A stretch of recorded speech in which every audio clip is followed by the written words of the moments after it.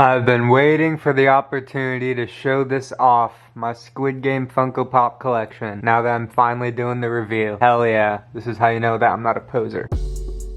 Hi, welcome back to Cine Channel. My name's Charlie, and today I will be reviewing Season 3 of Squid Game. So this is the first time I'm reviewing a show on this channel, so I'm gonna try my best. But don't expect this to be the most detailed plot, breakdown, because this is a full show and it's my first time. So I got my pops here, like I showed in the beginning of the video. Been very excited about this. I love this franchise. Season 1 is an all-time classic. Season 2 was great. And now this season has a lot of gut-wrenching and heartbreaking moments. So let's just dive into it. I'm not going to be all that spoilery, but I will mention a few things here and there probably. Squid Game Season 3 picks up right where we left off at the end of Season 2, with Gi-hun's best childhood friend dying right in front of him due to the front man. And so in this season, we see how Gi-hun deals with that, and if he gives up and, just lets the games go on, or he tries to keep fighting back. We see the continuation of all the side characters from Season 2, the guys out on the boat trying to find the island, and then we get some of the drama inside the Squid Game workers with player 11 and 16 throughout this season. We just get a nice chunk of plot for everybody throughout this whole show, and I think it makes for some amazing payoff, and this show really knows how to work. So that I'm not all over the place like I already am, let's talk about specific things, starting with Gi-hun's character. So from Season 1 to now, his character arc has been pretty crazy. Just trying to get money to pay off his loans and see his daughter, to now trying to save everybody from this crazy situation. But his arc for this season is kind of non-existent. So as we know, at the end of Season 2, his best friend dies. And so we see him be depressed throughout this season. Really just shut down and not talking to anybody. He's not eating. He's just in a horrible state. And he kind of gives up throughout the season. I mean, this is the shortest season. It's only 6 episodes. But he does kind of give up. But what happens to make him bounce back and be the winner again? It makes sense, and it makes sense why that thing would bring him out of his whole just dazed depression. And that big thing happening is that player 222 from the last season, I don't know if you remember or not, but she was pregnant. Her baby gets born this season in the middle of a game, and that whole plot is just crazy. But I kind of needed to mention it to talk about Gi-hun's character arc for this season. But yes, I do feel he doesn't really have a character arc until the second half, and that's just him saving and protecting this baby because this girl asked him to. But he never really tries to rebel again and take down Squid Game. So I guess in a sense that's kind of disappointing, but I do think it takes us on a more interesting path. And talking about that interesting path, the baby, that is just a crazy plot line that, I know it was coming, but I did not know how they were going to deal with it. And I like it from a certain standpoint, but from another, I don't know. I like it because we get to see Gi-hun out of his depression and finally have a purpose again. If he's not going to try to take down the Squid Game, what is he going to do? He's just going to die? No. Now he has a kid to take care of and an actual reason to get out of Squid Game. So I like it from that angle, but where it gets weird is that player 222 died, and so they said that she was dead. But because of the baby, they bring player 222 back as the baby, and they consider this baby an actual player. And everybody's going along with it like it's the most normal thing, talking about how this baby's gonna compete in these death games. And these grown men are conspiring to kill a baby. I was just like, what are we doing here? This is kind of like getting a little bit silly, with all these men just trying to kill this baby, and everybody at this whole facility being like, yeah, that baby is a player now and is supposed to fend for himself. That's definitely an interesting take, and not what I was expecting, and I don't think what anybody's expecting. Now onto the side characters. Like I said, they just kind of keep doing their thing. They're trying to stick together, but obviously, since only one person can make it out alive, we do see the end of the side characters, mainly in episode 2. Episode 2 is crazy, and all these characters die like in the first game. Technically it's not the first game, it's like the 4th game, but first game of the season, all these main side characters are dying. I love how I said no spoilers really, but then I just started spoiling the whole thing. You clicked on this Season 3 review. But yes, these side characters do die, and it is very sad to see. This is probably one of the most saddest seasons of television, honestly, that I've seen, and just a lot of dark tones. I don't know what's going on with this darkness recently, but all the X-Men movies are getting darker. This is really dark. Fantastic Four has to be the light one. And Superman, that'll give us hope. But yes, this show is very dark, and specifically this season, as it's the end to everything. The front man doesn't really get much to do. He just kind of watches over the shadows this season, keeps keeping an eye on Gi-hun, and they actually have Gi-hun handcuffed and there seems to be protecting him. So obviously the front man takes a liking to Gi-hun in some bit and respects him. One more thing on Gi-hun, I just feel like he was kind of sidelined this season. The first 3 episodes, he's just sitting in the back, not really talking. And then in the back 3 episodes, he's protecting this baby. And he's still the main character and he still makes it to the end. But I just feel like they were kind of sidelining him towards the beginning. And to a man like Gi-hun, you can't do that. Another one of the bad things, honestly, is the VIPs. Whenever they bring in these American characters, I'm sorry, just the way they talk sounds like a sketch. Squid Game loses all its seriousness as soon as these guys come up to this island and start begging for champagne and what's gonna be the next game, trying to make these cringy jokes. The VIP characters are just not that good and turns this very serious show into a comedy sketch whenever they talk. We do get some little cameos throughout the season, like the old man from the first season and Sang-woo's mom at the end of the show, and some little callbacks to the girl in the first season and her little brother and how he's doing now. So everything all culminates together and wraps up nicely. The end game is Sky Squid Game, where they just have to push each other off the shapes, basically. Now this is where I'm going to be talking about the end. But like I said, these other side plots, like the Squid Game workers, they're trying to harvest organs down there, but they also want to save this one guy. The worker 11 and 16, which turns out to be another player. I'm just trying to escape the island this whole season. We have the people on the boat and the captain that turns out to be evil. We got the detective, so he's after them still, trying to find the island, and his brother, since it is frontman. All the side plots going strong. But yes, the ending, so as you can see behind me, it's playing out right now. They're pushing each other off these high platforms, and it comes down to Gi-hun, this other guy, and this baby. And so Gi-hun manages to kill the other guy, and now it's just him and this baby, 2 players. Gi-hun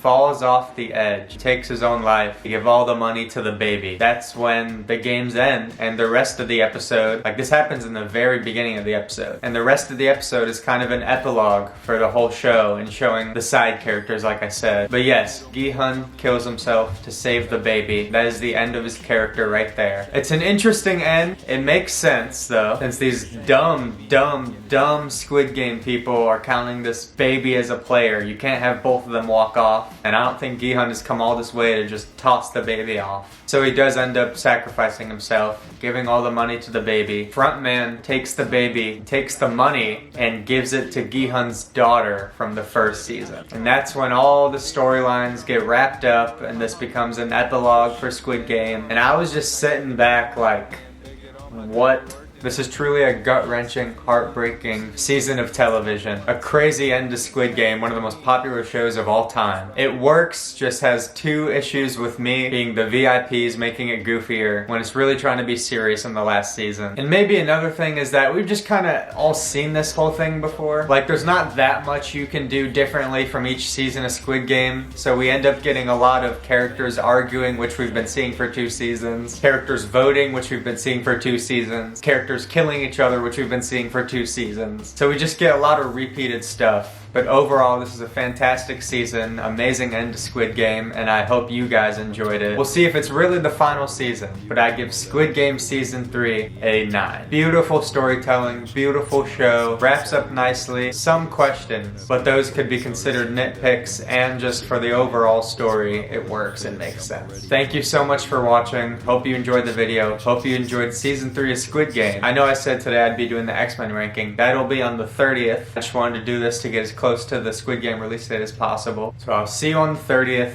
Thank you for watching. Have a sin day. Alright, I somehow forgot to talk about the games when reviewing Squid Games. This season actually only had 3 games, but it was continuing off the last season. But the games were Hide and Seek, Jump Rope, and Sky Squid Game, like I was talking about. So I thought the games were really creative this time around. It was cool to see some American games thrown in there. Unless they're not American games and they're just games, so I just made myself look like an idiot. Anyway, I thought the games were cool, and I just thought it was crazy how I forgot to mention those. But, yeah.